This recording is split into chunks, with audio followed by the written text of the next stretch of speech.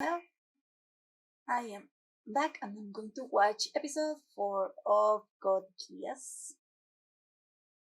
I'm doing this because I need to get better at my English. I mean, at expressing my ideas. So I'm doing this as a practice because I also need to get like more confidence in myself.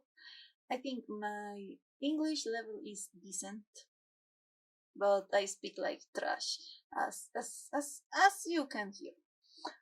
But well, speaking about the episode, I am aggravated because these people just framed my boy Susaku, who is so gentle and kind and loyal and precious, and they are blaming him of killing Prince Blobbies. So I'm actually mad about it.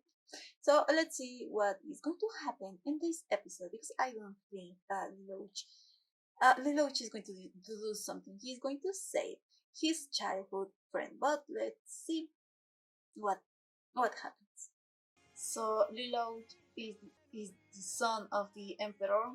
He and his sister are of course hiding their identities. Seems they were taken by the Ashford family that I think they are the owners of this school, and nobody can know who are they because obvious reasons. うん美味しいかも。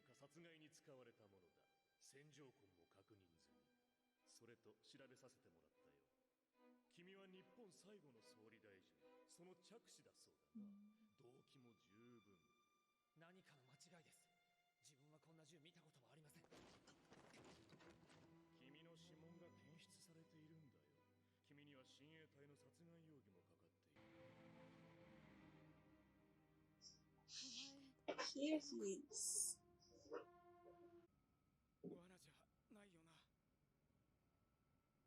So he can trap several people at once.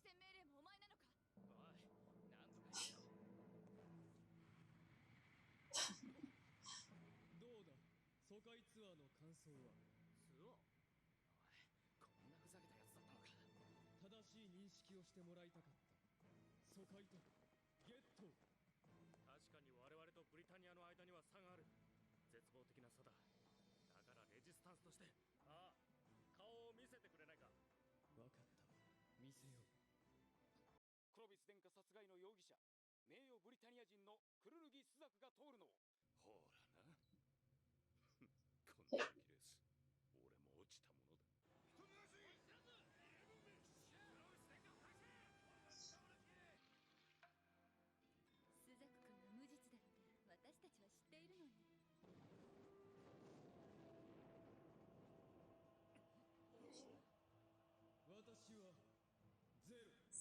ゼロ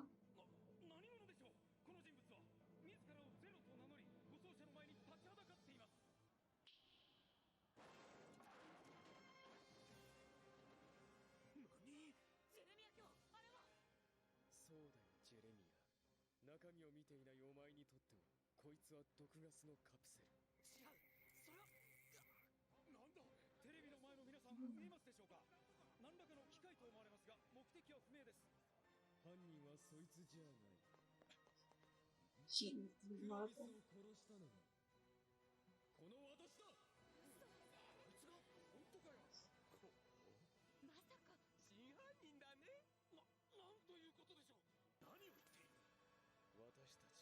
Oh.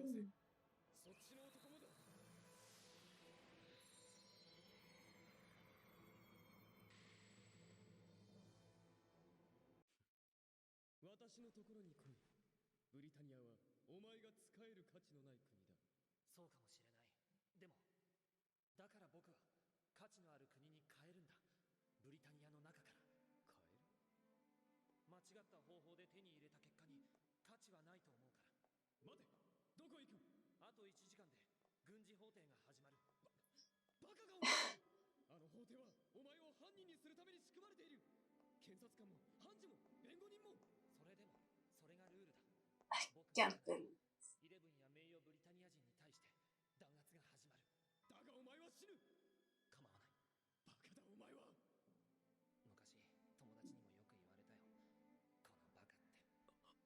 Loach?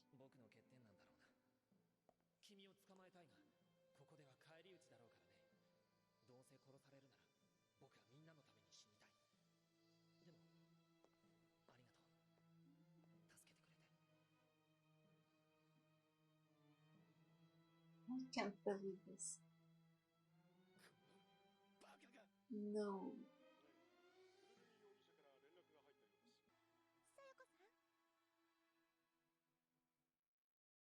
Oh, green lady.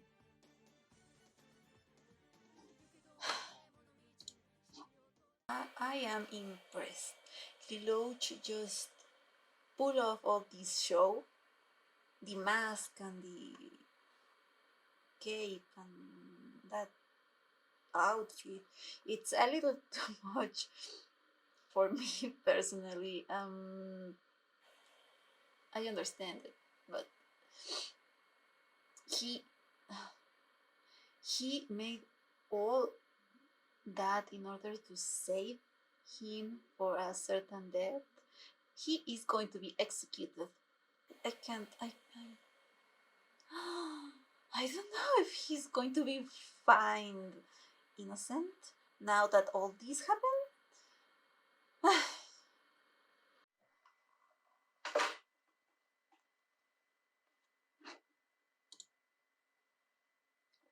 Well, this was a very interesting episode. I really like it. As I said before, Lelouch was going to rescue Susaku. So we start the episode with Jeremiah interrogating Susaku, telling him that the gun that killed Prince Clovis has his fingerprints. I don't know how his fingerprints got to the gun. Maybe I'll find out later. Or maybe it's not true. They are just making up the evidence to frame him and have people happy. Okay, Susaku claims that he's innocent, and then, as instructed, Kalen goes to this Tokyo Tower, which is now like a museum about the war between Britannia and Japan. And there, Zero contacts her again and tell her and her terrorist friends to go to the train. And indeed, in this scene, we can see how in one side there is this Britannia thing that they build, their buildings, how they're living well, and in the other side we have this Japanese ghetto, which is destroyed and in a pretty bad condition. After that,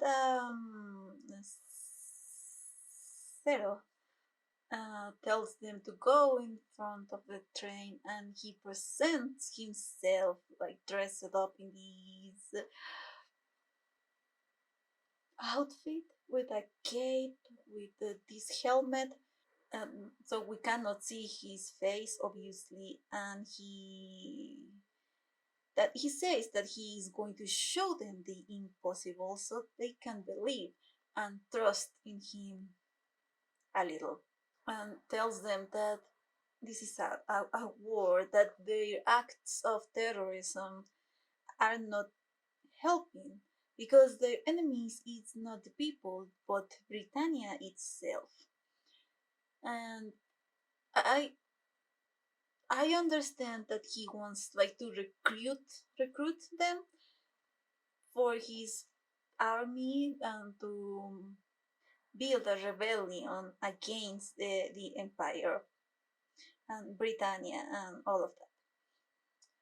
So they are taking Susaku for his trial where he is going to be found guilty. And it's almost like it's like a parade. I don't know. They are taking him, and he is like in the view of people, and there is all these people just shaming him, and blaming him of with the death of their beloved Prince Clovis, and this is just too much. And then Lelouch appears in Prince Clovis' car. He reveals himself and he claims in front of everyone that he killed Prince Clovis. This is, of course, a surprise, and this guy Jeremiah wants to, mm, well, confronts him.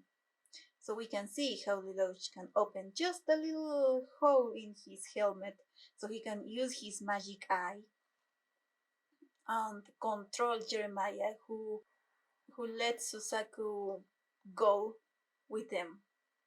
And with that, he is showing the other terrorists or rebels his power of controlling people. Even this other lady tries to fight them, but Jeremiah stops her with his mecha. And also, Loach shows this balloon big thing that it's supposed to contain this poisonous gas. Is taking like all the people hostage with that. He he lets this gas escape, and everybody runs because they think it's poisonous, but it was not. It was just a bluff in order to rescue Susaku. And this interesting thing is that when he is safe in another place, Lelouch or Zero asks him to join him. He tells that the Britannia that he fights for, because Susaku is obviously very loyal to Britannia, he says that Britannia is corrupted, and asks him to join him. And this surprised me because he just rejected it. I was so sure that he was just going to join him. It was like the obvious thing because it's clear that they were just that Britannia was just framing him and blaming him, and they were going to execute him in order to just have a culprit of the Prince Clovis dead, and people would be happy. Oh, that's great. They just punish the killer.